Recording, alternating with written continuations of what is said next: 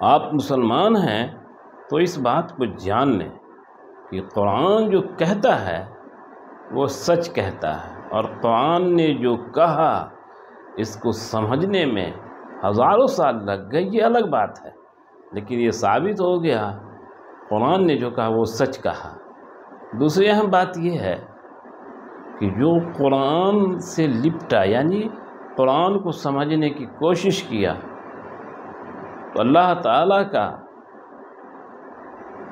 تعالیٰ کا یہ کلام، اللہ کی یہ کتاب یہ اثر رکھتی ہے کہ جو قرآن کے نزدیک آ گیا وہ قرآن والا بن گیا، یعنی وہ مسلمان بن گیا۔ اس کے متعلق آپ کو بتاتے ہیں کہ قرآن کیسے سچ کہتا ہے۔ ایک معمولی سا مثال دیکھ رہے ہیں، اللہ تعالیٰ نے قرآن میں فرمایا کہ میں نے فرعون کو نشان عبرت بنا دیا۔ اتنے سارے سال بیت گئے، لیکن لوگوں کو یہ بات سمجھ میں نہیں آ رہی تھی کہ اللہ تعالیٰ نے فرعون کو نشان عبرت کیسے بنایا۔ لیکن جب وہ 18ویں صدی میں فرعون کی تیرتی ہوئی لاش مصر کی ندی میں، نیل ندی میں ملی، تو یہ بات سامنے آ گئی کہ اللہ تعالیٰ نے واقعی فرعون کو نشان عبرت بنا دیا ہے۔ نہ زمین نے فرعون کو کھایا، نہ ہوا، نہ اس کو پانی نے کھایا، بلکہ وہ ابھی تک وہ لاش جیوں کی تیوں ہے۔ اس کے بارے میں بتایا گیا ہے کہ روزانہ اس کے جسم پہ گوشت بڑھتا ہے، اور جنگلی چوہے آ کر اس کے گوشت نوچ کر کھا جاتے ہیں۔ یہ ابھی بھی میوزیم میں یہ لاش رکھی ہوئی ہے، مصر کے اندر ہے۔ آپ دیکھیں گے تو لگے گا یہ بندہ سویا ہوا ہے۔ اس کو ہوا میں رکھا گیا ہے، بس یہ ہوا میں ہے، یہ پانی میں بھی نہیں، کیونکہ ہزاروں سال، 3500 سال سے زیادہ کا وقفہ ہو رہا ہے، جبکہ موسیٰ علیہ السلام کی فوج کو یہ فرعون پیچھا کرتے ہوئے سمندر کے کنارے پہنچ گئی، اور آخر کار اللہ تعالیٰ کا ایسا کرنا ہوا کہ اللہ تعالیٰ نے فرعون کو غرقاب کیا۔ وہ اس طرح سے کیا کہ موسیٰ علیہ السلام کے فوج کے لیے اللہ نے سمندر سے راستے نکال دیے، اور اس پانی سے جب راستے نکلے تو موسیٰ علیہ السلام کی فوج تو پار ہو گئی، لیکن فرعون وہی اپنے فوج کو لے کر اس پانی میں اتر آیا۔ جب موسیٰ علیہ السلام کی فوج موسیٰ علیہ السلام کے ساتھ اس پار نکل گئی، عین اس وقت فرعون اپنی فوج کو لے کر اس پانی کے درمیان پھنس گیا، اور پھر ان پانی کے راستوں کو اللہ نے آپس میں ملا دیا، اور اس ملا دینے کے بعد فرعون ڈوب کر مر گیا۔ فرعون ہی نہیں، فرعون کی پوری فوج ختم ہو گئی۔ اللہ تعالیٰ نے حق کو غالب کر دیا اور باطل کو ختم کر دیا۔ تاریخ کے پنے کا حساب سے کوئی 3500 سال پہلے کا یہ واقعہ ہے۔ میوزیم میں ابھی بھی فرعون کی لاش پڑی ہوئی ہے، نہ وہ سڑتی ہے، نہ گلتی ہے، نہ ختم ہوتی ہے۔ تب موریس بوکائے ایک بہت بڑے ویگیانک تھے، جب انہوں نے فرعون کی لاش کا معائنہ کیا اور اس پر ریسرچ کیا، تو انہیں پتہ چلا کہ حضرت محمد صلی اللہ علیہ وسلم پر جو کتاب قرآن نازل ہوئی ہے اس میں اس کا ذکر ہے۔ اور جب اس نے پڑھا کہ اللہ تعالیٰ کہتے ہیں کہ ہم نے فرعون کو نشان عبرت بنا دیا ہے، تو یہ دیکھ کر موریس بوکائے مسلمان ہو گیا۔ اس کو اسلام کی سچائی کا یقین ہو گیا کہ بے شک واقعی یہ قرآن سچی کتاب ہے اور اسلام سچا مذہب ہے۔ اس طرح سے آپ غور کریں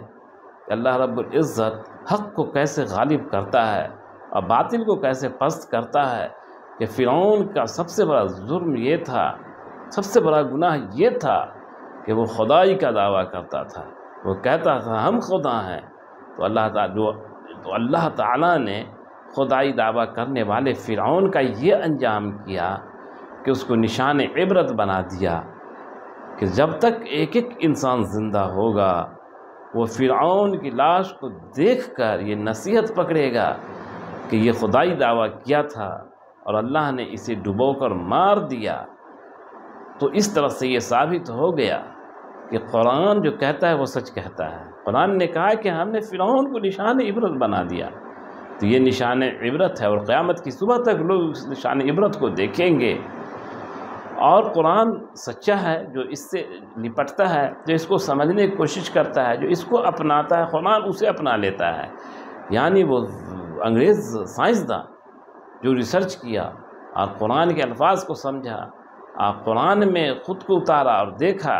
کہ قرآن کیا کہہ رہا ہے اس کے متعلق، اور جب اس نے پا لیا اس حقیقت کو، سچائی کو، تو وہ خود بخود مسلمان ہو گیا۔ اور یہ صرف ایسا واقعہ کوئی اکیلا نہیں ہے، تاریخ کے پنے میں آپ الٹیں تو دیکھیں گے کہ قرآن کو جس نے سمجھنے کی کوشش کی ہے، اللہ نے اس کو اپنے رحمت آغوش میں لے لیا ہے، اسے اپنا بنا لیا ہے، اپنوں میں شمار کر لیا ہے۔ افسوس کی بات یہ ہے کہ وہ قرآن جو ہمارے پاس موجود ہے، ہمارے گھر میں طاق پر سجے ہوئے ہیں، ہم رمضان المبارک میں پڑھتے ہیں یا شب برات میں پڑھتے ہیں یا پھر قرآن خوانی میں پڑھتے ہیں، اور وہ بھی پڑھنا اس طرح سے ہوتا ہے کہ ویسی پڑھائی کیا پڑھائی کہ ہم قرآن کی توہین کرتے ہیں۔ آپ دیکھ لیں قرآن خوانی میں کس انداز سے لوگ قرآن پڑھتے ہیں، آپ دیکھ لیں کہ گھر کے اندر بھی جب لوگ قرآن پڑھتے ہیں تو کس انداز سے پڑھتے ہیں، سارا قرآن پڑھ لیتے ہیں، لیکن یہ سمجھنے کی کوشش نہیں کرتے کہ قرآن ہمیں کیا کہہ رہا ہے، میرا اللہ مجھ سے کیا کہہ رہا ہے، اللہ تعالیٰ قرآن میں کیا فرما رہے ہیں، جنت کا شوق دلا رہے ہیں اس کا بھی پتہ نہیں چلتا، جہنم کا خوف دلا رہے ہیں تو اس کا بھی پتہ نہیں چلتا۔ اس لیے اے مسلمانوں، آپ کے پاس اللہ تعالیٰ نے قرآن کریم حکمت والی کتاب اور ضابطہ قانون حوالے کر دیا ہے، وہ اس لیے کیا ہے کہ مسلمانوں یا وہ قرآن پڑھنے والوں، تم اپنی زندگی کو قرآن کے سانچے میں ڈھالو تو انشاءاللہ تعالیٰ کامیاب ہو جاؤ گے۔ لیکن ہم تو ثواب کی نیت سے پڑھتے ہیں، عربی میں قرآن پڑھ لیتے ہیں اور سمجھتے ہی نہیں کہ قرآن کیا کہہ رہا ہے۔ آپ ہی غور کریں کہ آپ کو کچھ کھانا ملے کھانے کے لیے تو کتنا دن ایسے کھانا کھائیں گے کہ جس میں کوئی مزہ ہی نہ ملے؟ مزہ جب ملتا ہے تو آدمی کھاتا ہے، یا کوئی بات سمجھتا ہے تو عمل کرنا آسان ہوتا ہے۔ تو قرآن کو ہم سمجھنے کی کوشش نہیں کرتے، قرآن کو اردو میں، ہندی میں، انگلش میں، جس میں ترجمہ کے ساتھ پڑھیں۔ بے شک عربی زبان ہماری نہیں ہے، ہماری عربی زبان نہیں ہے، لیکن ہم سمجھنے کی کوشش تو کر سکتے ہیں۔ جب ہم ایمان والے ہوئے، ایمان کی ذمہ داری اپنے اوپر لی، ایمان پر محنت کی ذمہ داری اپنے اوپر لے لی، جب اللہ کو اپنا معبود مان لیا، حضرت محمد صلی اللہ علیہ وسلم کو اپنا رسول مان لیا اور قرآن کو اس کی کتاب مان لیا، تو آج سے عہد کر لیں کہ انشاءاللہ تعالیٰ جس طرح ہم نے اللہ کو اللہ مانا ہے، حضرت محمد صلی اللہ علیہ وسلم کو اس کا رسول مانا ہے، تو عین اسی طرح سے کتاب کو بھی ہم اللہ تعالیٰ کا کلام مانتے ہوئے اس پہ صرف ثواب کی نیت سے نہیں بلکہ اس پر عمل کی نیت سے اس کا مطالعہ کریں، اس کو پڑھیں اور سمجھنے کی کوشش کریں کہ اللہ رب العزت آخر اپنے اس کتاب میں کہہ کیا رہا ہے۔ جب یہ بات ہماری سمجھ میں آ جائے گی تو الحمدللہ عمل کرنا آسان ہو جائے گا، اور الحمدللہ قرآن کی عظمت ہمارے دل میں اور بھی بڑھ جائے گی انشاءاللہ تعالی۔